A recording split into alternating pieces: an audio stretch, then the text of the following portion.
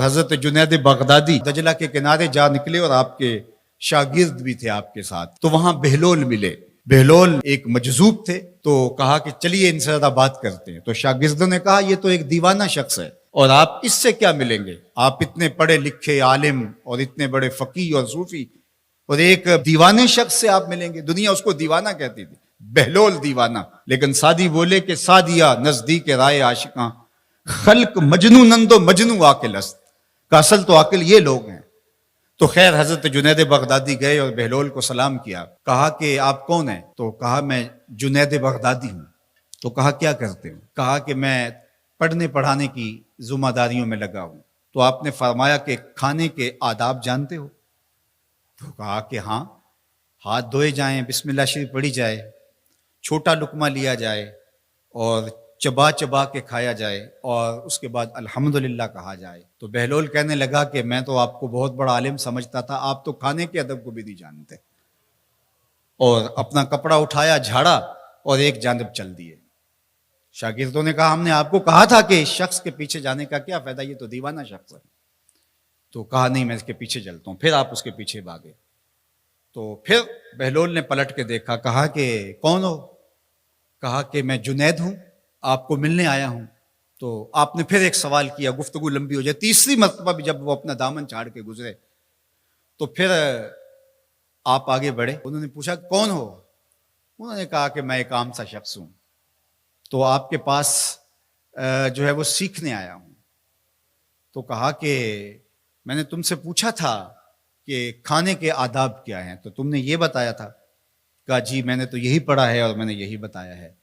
تو کہا کھانے کا سب سے پہلا ادب یہ ہے کہ لقمہ حلال کا ہو، باقی لقمے چھوٹے چھوٹے توڑ کے کھائے یا چبا چبا کے کھائے یا جو ہے وہ پانی پہلے پیے یا بعد میں پیے، کہا یہ باتیں بات کی ہے۔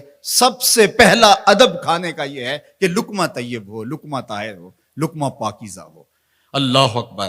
تو ہمارے رب نے ہمیں پاکیزہ رزق کھانے کی تلقین فرمائی ہے۔ تو اللہ کے محبوب علیہ السلام نے اس شخص کا ذکر کیا جو لمبا سفر کر کے آیا اور وہ کعبۃ اللہ کے سامنے کھڑا، وہ اللہ تعالیٰ جل شانہ کو پکارتا ہے اور کیا کہتا ہے؟ یا رب یا رب، اشعث اغبر، اس کے بال بکھرے ہوئے ہیں اور اس کا لباس پھٹا ہوا ہے، پراگندہ سی حالت ہے، اور اللہ کے گھر کے سامنے کھڑا ہے، لمبے لمبے ہاتھ کر کے دعا مانگ رہا ہے، یا رب اے میرے اللہ، اے میرے اللہ۔ لیکن فرمایا وَمَطْعَمُهُ حَرَامٌ وَمَشْرَبُهُ حَرَامٌ وَمَلْبَسُهُ حَرَامٌ وَغُذِّيَ بِالْحَرَامِ فَأَنَّىٰ يُسْتَجَابُ لِذَٰلِكَ۔ فرمایا کہ اس نے جو کھایا ہے وہ حرام کا ہے، اس نے جو پیا ہے وہ حرام کا ہے، اس نے جو لباس پہنا ہے وہ حرام کا ہے۔ فرمایا اس کو جو غذا دی گئی ہے وہ غذا حرام کے مال سے اسے حاصل ہوئی تھی۔ فرمایا فَأَنَّىٰ يُسْتَجَابُ لِذَٰلِكَ۔ فرمایا مجھے بتاؤ کہ اس کی دعائیں کیسے قبول ہوں گی؟ وہ کعبۃ اللہ کے پردے کو تھام کے کھڑا ہے، ملتزم سے لپٹ کے رو رہا ہے، وہ حتیم میں کھڑا ہے، وہ کعبہ کے اندر بھی چلا گیا، کعبہ کی چھت پہ سقف بیت اللہ پہ بھی کھڑا ہے، مطاف میں کھڑا ہے، وہ حجر اسود کے ساتھ لپٹ کے دعائیں مانگ رہا ہے، مقام ابراہیم کے پاس کھڑا ہو کے دعائیں مانگ رہا ہے۔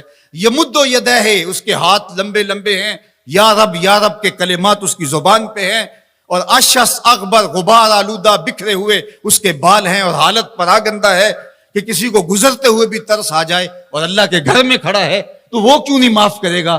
لیکن فرمایا مطعمہ حرام ومشربہ حرام وملبسہ حرام وغذی بالحرام، اس کا کھانا پینا لباس اور غذا حرام کی تھی۔ فأنیٰ یستجاب لذالک، اس کی دعائیں کیسے قبول ہوں گی؟ بلکہ علماء نے لکھا کہ جو شخص حرام کمائی کھاتا ہے اس کی اپنی دعائیں تو قبول نہیں ہوتی، نیک لوگوں کی دعاؤں سے بھی اس کا حصہ نکال دیا جاتا ہے۔ جب اللہ کے بندے اولیاء کاملین دعائیں مانگتے ہیں اور وہ پوری امت کے لیے، پوری قوم کے لیے مانگ رہے ہوتے ہیں، لیکن اس شخص کا حصہ نکال دیا جاتا ہے جس کا رزق پاکیزہ نہیں ہے۔ اس لیے رزق کی پاکیزگی یہ بہت اہم ہے۔ رومی علیہ الرحمہ فرماتے ہیں کہ اگر تمہارا رزق پاک ہوگا، تمہارا رزق ستھرا ہوگا، تمہارے سینے میں معرفت کا نور پیدا ہوگا، اور اگر تمہارے سینے میں غل، غش اور حسد، بغض، کینہ اور نفرتیں پیدا ہو رہی ہیں تو پھر تم غور کرو کہ تمہارے رزق میں کوئی مسئلہ ہے۔ تم کھاتے ہو اس کے نتیجے کے اندر حسد پیدا ہو رہا ہے، بغض پیدا ہو رہا ہے، نفرت، سستی اور کاہلی اور عبادت سے دوری پیدا ہو رہی ہے۔ جو رزق حلال ہے وہ عبادت کے لیے تقویت پیدا کرتا ہے، وہ تمہیں سچائی کی زندگی گزارنے کی طرف راغب کرتا ہے۔